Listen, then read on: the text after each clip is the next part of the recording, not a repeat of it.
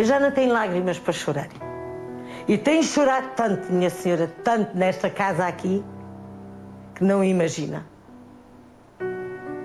E falando com o meu marido e falar com ele e perguntar-lhe quantas vezes o que é que lhe aconteceu.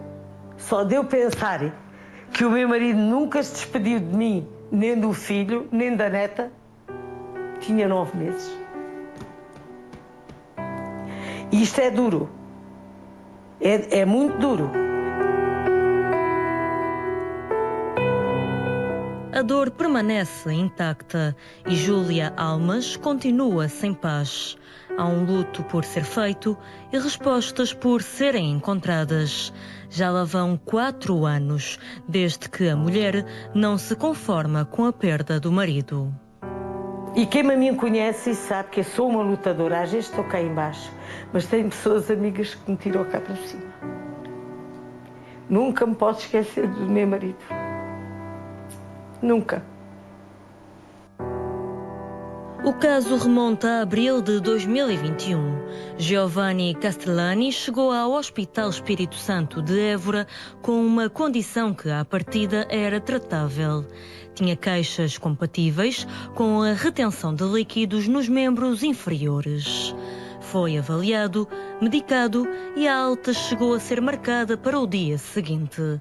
Mas, hora antes de regressar a casa e sem ninguém esperar, o paciente faleceu ainda na unidade hospitalar. Mataram-me o meu marido e eu não sei do que é que ele morreu. Eu telefonei para lá, estava em observações. A minha cunhada espanhola telefonava para lá, nas vésperas dele falecer. Estava era para aí 10h30, 11 horas da noite. Estava em observações. Observações foi essa, que dia 11, era para aí 8 horas da manhã, telefonava aí para lá, não me atendiam. Telefonaram ao meu filho que o pai tinha falecido. O quê? Isto é de loucos? Ninguém esperava um desfecho tão abrupto. A notícia da morte apanhou a família de surpresa, mas o choque maior chegou depois. Durante a cerimónia de despedida, repararam em marcas de sangue profundas na cabeça de Giovanni. Foi entregue sem ser reconhecido o corpo e foi entregue aos da agência funerária. Ele veio dentro de um caixão nesta figura.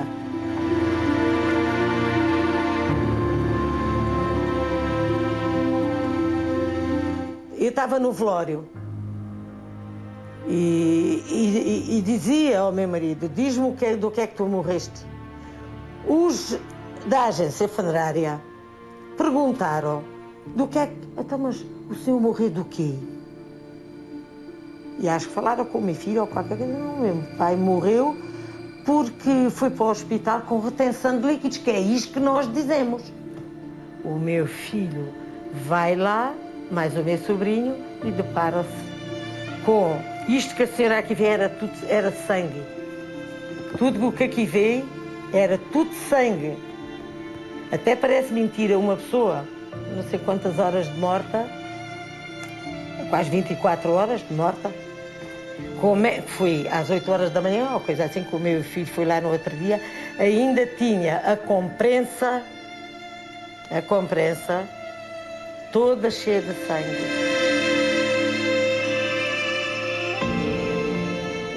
Os da agência funerária sabiam, viram quando foram buscar o corpo do meu marido.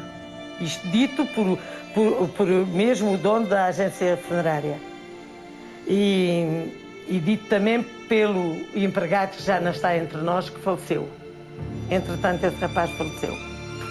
E aonde eles viram como o meu marido tinha a cabeça e além, pensavam que o meu marido tinha morrido de acidente. Conforme tinha a cabeça. Até hoje, ninguém deu uma explicação à família. O Investigação CM teve acesso ao relatório médico.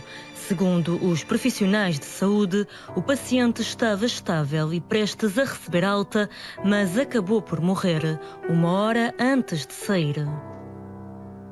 Pelas 6 horas acordou, perguntou que horas eram e, quando perguntado, referiu sentir-se melhor e continuou a descansar. Pelas 7h30 o doente agravou o seu estado geral, ficando francamente taquipneico e com maior esforço respiratório. Foi realizada broncodilatação de resgate e morfina prescrita em SOS com melhoria discreta, com ligeira melhoria.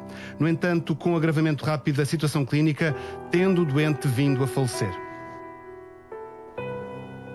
Olhem, cada vez que eu faço aos meus olhos, eu vejo a cabeça do meu marido. Isto é de loucos. Eu o que espero é que o hospital, ou quem quer que seja, que diga a verdade. Júlia vive entre a saudade e a revolta. A ausência de explicações e a sensação de que a verdade foi escondida deixaram uma ferida que nunca cicatrizou. A autópsia, que poderia esclarecer tudo, nunca foi feita. E agora, o que resta é um silêncio pesado. Se o meu marido caiu, digo, ninguém vai fazer mal a ninguém. Mas digo para ele descansar a minha cabeça, para ele descansar o meu filho, descansar a cabeça dele. Porque eu vou ao cemitério, venho de lá que não sou capaz de fazer nada, que é só chorar. Das duas, uma. Ou o meu marido foi fazer o exame e desequilibrou-se para trás, esta é uma. Ou foi na casa de banho, ou ele foi uma queda bastante violenta para o matar. Partiu-lhe o pescoço aqui. Mas, e a comprensa está lá, que a comprensa não se gasta. Era por isso que eu queria. Eles sabem o que aconteceu, por isso não me deram autorização para exumar o corpo. Para a família, as marcas na cabeça de Giovanni são suspeitas e acreditam que este traduz-se num caso claro de negligência médica. Até porque, durante o internamento, foi administrada morfina, apesar do paciente ser intolerante. A informação terá sido passada, mas esquecida. Infelizmente, o que me arranjaram foi a minha saúde, a minha cabeça, nunca mais fui a mesma pessoa e isto tem que ser visto de maneira a as pessoas não ficarem a sofrer como eu estou a sofrer. O Investigação CM teve também acesso ao certificado de óbito. Para os mais próximos, as causas da morte apontadas não explicam os ferimentos visíveis. Falam em omissão e num encobrimento que lhes tirou o direito à verdade. Afinal de contas, trata-se de uma vida humana e o caso não deixa de inquietar. Nada. Até aí continua a ocultar este doutor, que não sabe nada. Já passaram 4 anos e continuo numa luta constante. Nunca mais fui a mesma pessoa. Nunca mais, porque eu vivo numa mágoa constante.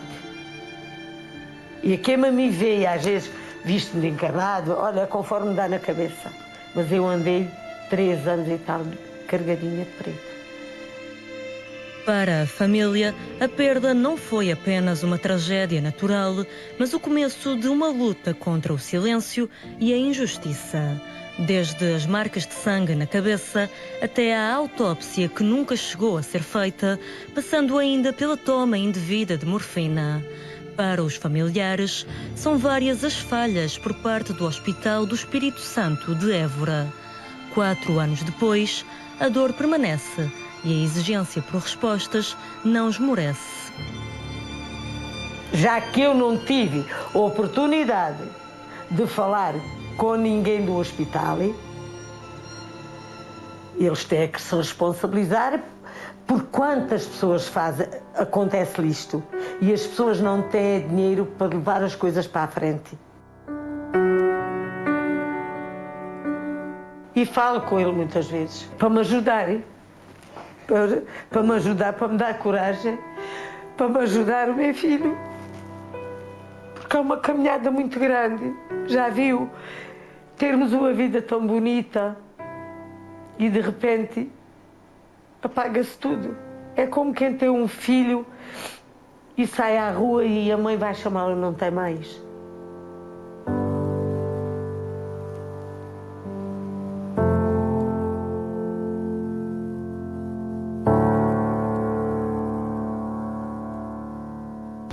A família vai avançar judicialmente para apurar as responsabilidades neste caso. Já foi feita até uma queixa-crime ao Departamento de Investigação e Ação Penal de Évora. Como é que alguém é capaz de dizer e assinar um óbito que não sabe o que aconteceu? Não sei. Isto leva-me a perguntar quase todos os dias. E tive 4 anos, era esporadicamente, todos os dias, eu fazia esta pergunta, a ponto do meu filho me tirar as fotos e escondê-las. Por isso eu não sei como é que o doutor continua a dizer, ele até está a pensar que eu estou esquecida do caso, mas eu não estou esquecida. A família de Giovanni Castellani apontou o dedo ao médico do serviço de urgência e à restante equipa do Hospital do Espírito Santo de Évora. Consideram que houve uma falha grave que resultou no falecimento do homem aos 72 anos. Por isso, avançaram com uma queixa-crime contra os profissionais envolvidos numa tentativa de apurar responsabilidades e impedir que mais casos como este fiquem sem respostas. Quando Giovanni Castellani deu entrada no serviço de urgência, não apresentava qualquer lesão na cabeça. Constata-se, do mínimo, que tal situação foi deliberadamente ocultada no referido relatório. Não obstante, esta omissão de informação significa que o doente, ou falecido, foi alvo de qualquer ocorrência dentro do serviço de urgência, cujas causas e consequências se desconhecem. Ainda na queixa-crime, à qual a investigação CM teve acesso, a família de Giovanni dá conta das suspeitas que tem. Somos em crer, por suspeitas sérias, que a origem do resultado da morte tenha ocorrido numa possível conjugação entre a terapêutica administrada ao doente e as lesões cranianas que o mesmo apresentava, forçada pela ocultação de informações relevantes no relatório de urgência, bem como, e mais grave ainda, a não realização de autópsia. Eu quero uma resposta concreta que até hoje não teve. Quem impede de fazer um? Se a convencerem que estas marcas ou lesões que vocês vão ter vão ver foram feitas mas tem que ter uma explicação. Elas não figuram nem numa linha dos documentos oficiais. Nada. O que realmente é estranho, não é? É estranho. E foram descobertas acidentalmente no funeral, o que também é estranho. Quer a certidão de óbito, quer as ocorrências hospitalares, os documentos hospitalares, não apresentam qualquer justificação para essas marcas. Só falta dizer que elas não existem, mas existem porque estão documentadas por fotografias. A queixa-crime, apresentada por Júlia e o filho, acabou arquivada. A investigação CM tentou procurar esclarecimentos sobre o que se passou com Giovanni junto do médico do serviço de urgência. Contactou-o, mas sem sucesso. A chamada foi rejeitada.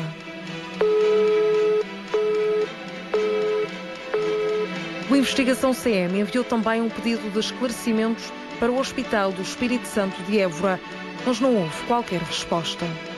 E, portanto, o processo de crime acabou por ser arquivado, porquanto realmente é impossível apurar, muito menos em termos penais, quais foram as causas, se essas marcas têm ou não alguma natureza criminal. Existem sinais claros de alguma violência sobre o couro cabeludo do senhor. Os arranhões, agora vamos chamar-lhe arranhões, não surgiram do nada, quer dizer, existe realmente. Esta cabeça foi sujeita a algum embate. Ou não, mas eles têm que nos explicar, têm que dizer à senhora, olha, isto sucedeu assim, assim, assim, e o que a senhora está a ver foi por causa disto, assim, assim, assim. A família recusa-se a aceitar o silêncio como resposta e não baixa os braços. Quer exigir esclarecimentos formais e responsabilizar quem falhou. Para isso, os familiares seguem por via judicial com uma nova estratégia. Mas, para já, há sim uma enorme omissão do dever de informação a uma pessoa legitimamente preocupada, que é a viúva, portanto, é a mulher, e ao filho também. Não é o vizinho que quer saber, não é curiosidade mórbida, não. São pessoas com legitimidade para... Portanto, há uma grande omissão do dever de informação. Para já é isso que eu posso dizer. Vai-se fazer uma intimação para direito à informação, vai para o Tribunal. O Tribunal notifica, é direito administrativo, notifica. Eles depois darão uma resposta ao Tribunal, que nós consideremos satisfatória ou não, o Tribunal considera satisfatória ou não. Mas vamos ter que ter uma resposta. Não é dizer que isto, se calhar, são os livros sanguíneos. Tem que ter uma resposta. Eram 3 golpes, 2 grandes e um pequeno. Eu tive a cabeça do meu marido aqui nas minhas mãos e chorava e dizia para lhe tirar as fotografias cá de baixo, mas o meu filho já não teve coragem de tirar, só o que tirou foi estas. O tempo, neste caso, é um fator determinante. Sem uma autópsia realizada na altura da morte, a família acredita que perdeu a única oportunidade de esclarecer o que aconteceu. E a possibilidade de exumação deixou de ser viável. Não foi nada feito, pois o caso está aqui muito bicudo. O processo penal procura crime. Ora, só 3 ou 4 anos, já com o senhor enterrado 2 anos depois, se vai descobrir que fulano tal fez isto, isso é impossível. Principalmente nessas condições em que já praticamente não há cadáver. Agora já não há mesmo. Portanto, não me espanta quando o procurador, com toda a lógica, e a Polícia Judiciária diz que é impossível exumar. Impossível não é, só que é completamente inútil, vocês não encontram nada, não é? Portanto, não foi feita autópsia na altura. Não foi feita exumação porque depois era completamente inútil, não havia nada a fazer. Mas a resposta para isto não existe. Continua a não existir. Minha senhora, foi de loucos. Foi de loucos. E olha, a minha cabeça naquele momento parou-se. E não houve ninguém que me dissesse, não deixes enterrar o teu marido. Não houve ninguém que me dissesse.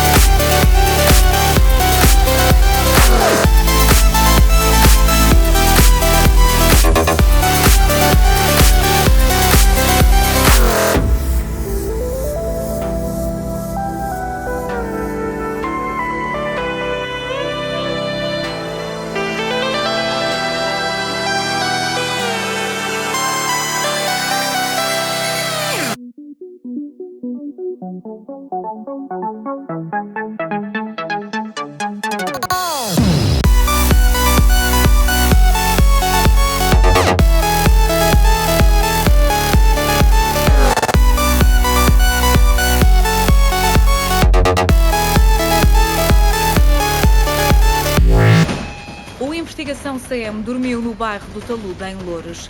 Testemunhámos de perto a realidade chocante em que vivem os moradores que viram as casas ser demolidas nas últimas semanas. Há famílias inteiras e muitas crianças a dormirem ao relento. Tenho dormido na tenda, os meus filhos dormem lá da minha mãe. Até agora estou aqui, não sei qual é a solução. Como é que foi ver a casa demolida? Eu saí. Revelamos novos dados sobre as suspeitas de um negócio criminoso de compra e venda de barracas ilegais neste bairro. Sem teto, investigação CM para ver esta noite, logo depois do Grande Jornal.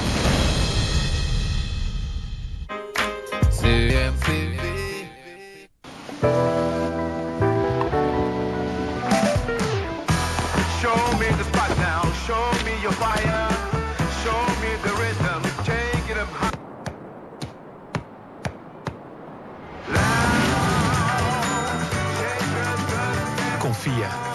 Betano. Sem mais demoras, vamos receber a protagonista deste verão.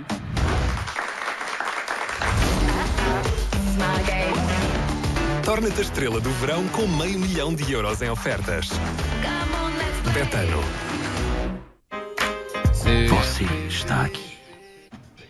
São apontadas várias falhas ao hospital por parte da família de Giovanni e hoje lutam por justiça e tentam utilizar as vias restantes para obter respostas. A cada passo deparam-se com o problema que começou e cresceu com a ausência de uma autópsia. Só no ano passado foram apresentadas mais de 2.000 queixas formais contra médicos, mais 17% do que no ano anterior. Mas se as denúncias aumentam, as condenações recuam. De acordo com a Ordem, apenas 43 médicos foram punidos disciplinarmente. Quando o sistema falha em responder, cresce a sensação de impunidade. E para quem viu na pele o erro clínico, nem sempre vê responsabilidades assumidas, mas encara sempre as consequências.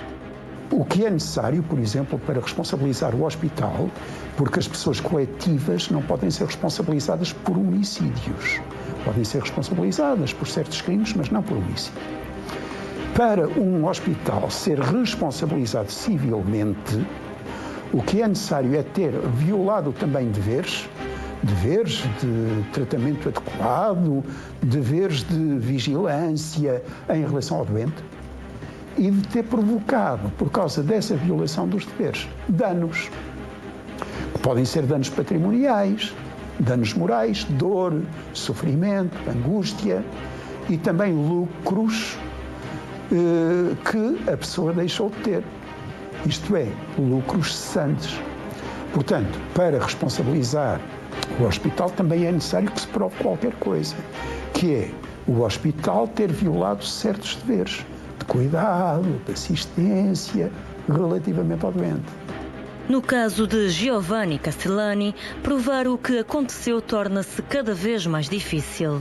Muitos dos elementos que poderiam ajudar a reconstruir a verdade desapareceram, sem autópsia e sem corpo. O caminho para a responsabilização revela-se tão frágil quanto desgastante. Se se provar que realmente a pessoa deu uma queda, que o hospital tentou disfarçá-la, mesmo que não se prove que há uma relação de causalidade ou de imputação objetiva entre a queda e a morte e, portanto, não possa haver responsabilização por homicídio, pode, aí sim, falar-se em responsabilidade civil, eventualmente. Porque a queda provocou certamente sofrimento, angústia à pessoa que estava naquela situação de fragilidade e porque se pode dizer que a queda ocorreu por falta dos deveres de assistência, de cuidado, de vigilância do hospital em relação ao doente. E, portanto, isso pode influir, sim, ao nível de responsabilidade civil, na determinação de que houve realmente um ato ilícito que é passível de indemnização por causa dos danos que acarretou. Entre as várias queixas da família está a falta de reconhecimento do corpo. Mas o certo é que o contexto pandémico, na altura, influenciou os procedimentos hospitalares de todo o país. Passou a haver mais restrições e medidas rigorosas que alteraram a forma como várias famílias se despediram dos seus. No entanto, para quem perdeu alguém sem explicações, o impacto é o mesmo. A dor permanece e a revolta aumenta. O problema é que durante a pandemia se puseram em 2 pratos de uma balança 2 valores. O valor de sobrevivência da comunidade e um conjunto de direitos, a começar pela liberdade, das pessoas que foram parcialmente sacrificados. Direitos, aliás, de natureza muito diferente. Até direitos sindicais chegaram a ser suspensos durante a decretação do estado de emergência. Portanto, eu não acho irrelevante que em certos funerais não se tenha podido fazer essa despedida. Estou a dizer que foi uma situação excepcionalíssima em que, na ponderação do legislador e das autoridades de saúde, houve, digamos assim, outro valor que falou mais alto. A denegação desse direito em relação à família foi por razões de saúde pública, para evitar a propagação, certamente, do vírus. Não tem a ver com a ocultação de um eventual crime. O que falhou, na minha opinião, essencialmente, se realmente os factos correspondem àquilo que nós estamos a ouvir, não é? Mas o que falhou aqui foi realmente a autópsia. A autópsia, uma autópsia médico-legal aqui, é que teria dissipado estas dúvidas. O que podia ter sido um passo decisivo na busca pela verdade nunca chegou a acontecer. Na altura, a análise médico-legal não avançou e agora, com o passar do tempo, não há forma de reverter essa falha. Mas quando a verdade depende de um exame que nunca chegou a ser feito, o luto transforma-se numa espera sem fim. Foi solicitada depois na queixa que fiz, mas na altura já não seria autópsia, seria mais exumação, não é? Bem, mas não houve nem autópsia na altura, nem exumação posteriormente, nunca houve nenhuma análise ao cadáver. Pedi a exumação, insisti na exumação. Mas compreendo que o Laboratório de Polícia Científica da Polícia Judiciária vem dizer, mas a exumação neste momento é completamente inconclusivo, porque há tempos que já não se pode aproveitar, não se vai ver nada do cadáver. Portanto, acabou. Neste caso, a autópsia realmente é um meio essencial para se produzir prova de que terá sido, eventualmente, isto é especulativo, cometido um crime. Porque a autópsia é a única forma de pôr o corpo de alguém que já morreu a falar sobre as circunstâncias, tempo, lugar e modo em que se produziu a morte. E quando existe uma causa criminosa, uma causa não apurada, deve ser feita uma autópsia. E uma autópsia rigorosa, feita pelo Instituto de Medicina Legal, ou pelas suas dependências. O Instituto tem sede em Coimbra e dependências em Lisboa e no Porto, permite-nos saber qual foi efetivamente a causa da morte. Sem isso, é muito difícil, repito, continuar. Porquê? Porque a outra via é perceber ao certo o que se passou no hospital. A intimação que será apresentada pela defesa será importante para conhecer o que realmente se passou durante o internamento de Giovanni Castellani no Hospital do Espírito Santo de Évora. Este pode ser o caminho para finalmente obter os esclarecimentos que tardam. Apesar de tudo, a família continua sem perder a esperança. Se as pessoas fossem honestas, porque eu acho que ninguém mata por querer, muito menos um doutor. Isto é verdade, muito menos um doutor. Agora, mentir com todos os dentes que tem na boca, por caridade, tenham pena das pessoas humanas e que sofrem. O tempo revelou-se um obstáculo irreversível e uma oportunidade que se perdeu. A ausência de diligências imediatas comprometeu a recolha de provas e as fotografias captadas pela família são os únicos registros. E com isto, os familiares perderam mais do que um ente querido. Perdem-se duas coisas muito importantes, a verdade e a justiça. Simplesmente, nestes casos, realmente as pessoas têm de reagir com uma certa rapidez. Quando as pessoas entendem que os seus direitos não são cumpridos, devem reagir com alguma rapidez, porque a verdade é que o tempo, para além de ser aquele grande escultor de que fala a escritora, o tempo também tem outra característica. O tempo é um grande destruidor. Em matéria de investigação criminal e de processo penal, o tempo acaba por destruir indícios, destruir a possibilidade de realização de justiça. Se a justiça tivesse sido, naquela altura, mais rápido, se o Ministério Público tivesse atuado num período de 3, 4 meses, se calhar a situação era diferente. Via-se, até podia nem se apurar nada penalmente, porque é sempre impossível provar se foi o fulano que fez isto ou o outro que deixou cair, isso é impossível. Mas podia-se tirar conclusões mais assertivas. Olha, isto, pelo menos podia-se até eventualmente apurar a responsabilidade civil do hospital. Olha, o cadáver apresenta estas lesões assim. Porquê? Como? Como é que isto surgiu? Estava lá. Exigir-se-ia, quer do sistema de saúde, quer do Poder Judicial, uma maior celeridade, eventualmente, na resolução destes casos, porque realmente o tempo aqui é fatal. Passar o tempo, é que a certa altura já não há cadáver, não há nada, não se pode fazer autópsias, não sei. Foram as questões temporais que traíram a família de Giovanni Castellani, não só por não terem amenizado a dor, mas por levar com elas as provas e a verdade. A morte deixou-se envolver num mistério que ainda não foi dissipado, mas ainda assim a família resiste, confiante de que a justiça vai um dia fazer-se ouvir. Já passaram 4 anos e continuo numa luta constante. E esta luta vai, nem que vá até ao Tribunal Europeu.